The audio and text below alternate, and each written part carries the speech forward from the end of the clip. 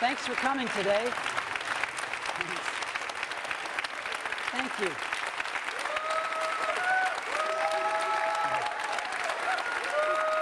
Thank you.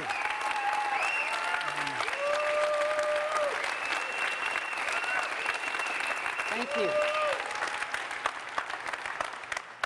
Good morning, and thank you all for coming today.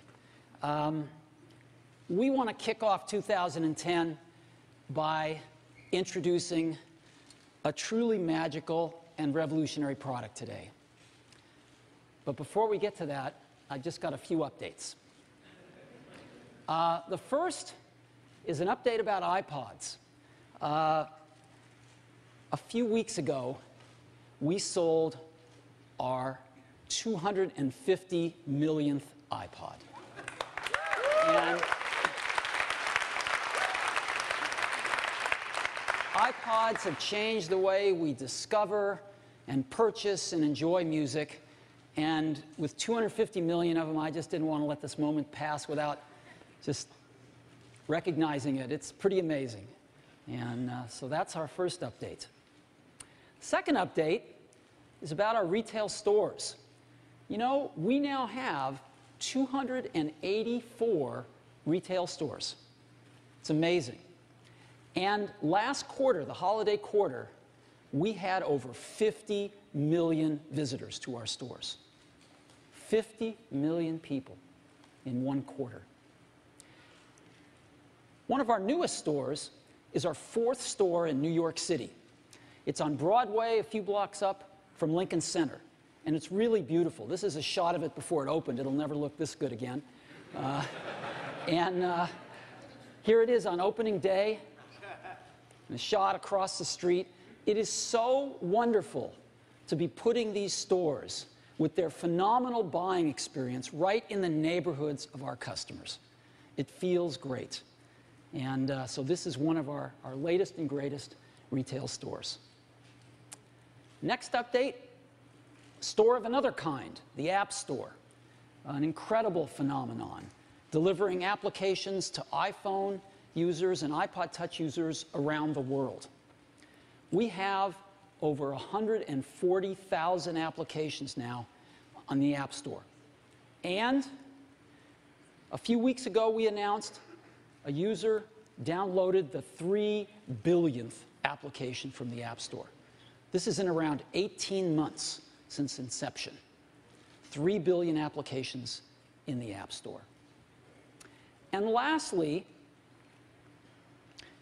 we started Apple in 1976. 34 years later, we just ended our holiday quarter, our first fiscal quarter of 2010, with $15.6 billion of revenue.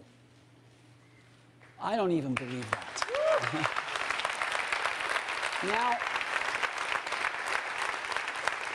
what that means is that Apple is an over $50 billion company.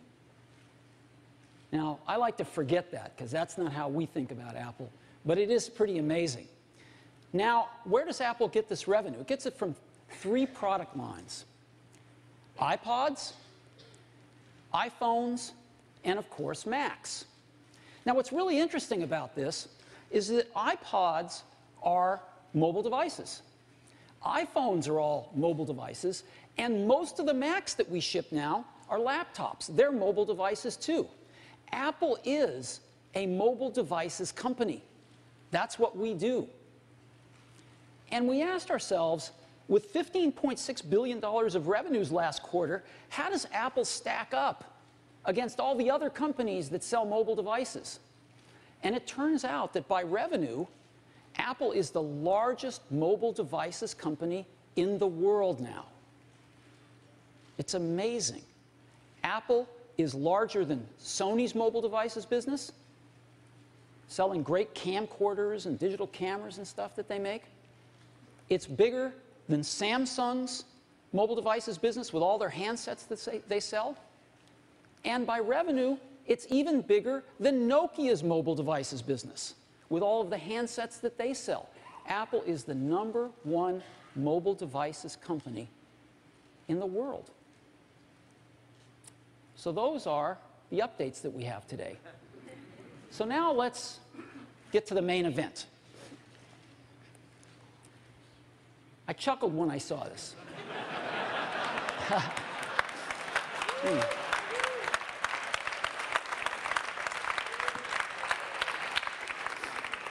But before we get to that, I want to go back to 1991, when Apple announced and shipped its first PowerBooks. This was the first modern laptop computer. Apple actually invented the modern laptop computer with these PowerBooks. It was the first laptop that had a TFT screen, the first modern LCD screens. It was the first laptop that pushed the keyboard up, creating palm rests, and had an integrated pointing device, in this case a trackball. Well, of course, almost 20 years later, we've got incredible laptops now. Just a few years ago, in 2007, Apple reinvented the phone with the iPhone. And a few years later, we've got the great iPhone 3GS, the best phone in the world. And so all of us use laptops and smartphones now. Everybody uses a laptop and or a smartphone.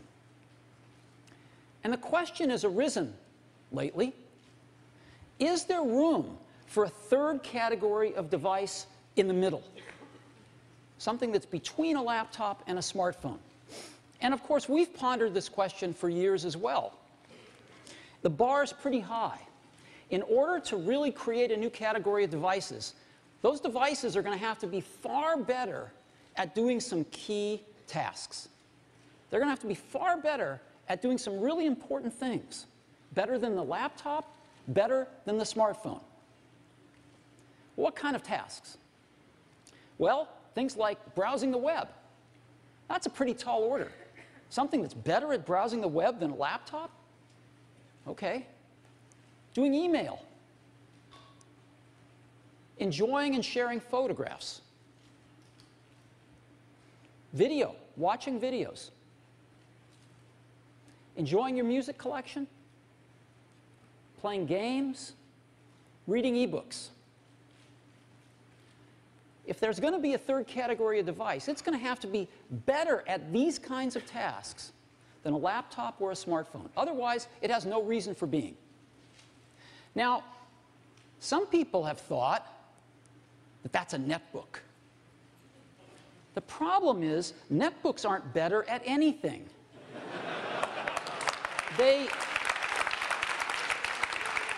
They're slow, they have low-quality displays, and they run clunky old PC software. So they're not better than a laptop at anything, they're just cheaper. They're just cheap laptops. And we don't think that they're a third category device. But we think we've got something that is. And we'd like to show it to you today for the first time. And we call it the iPad. So,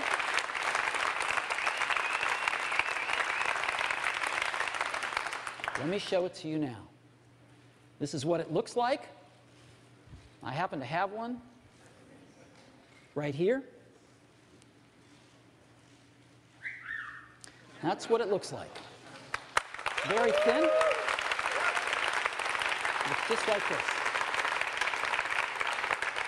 So, just give you a little overview. It's very thin. And you can change the background screen, the home screen, to personalize it any way you want. People put their own photos on it, I'm sure, but we ship a few, and you can make it anything you want.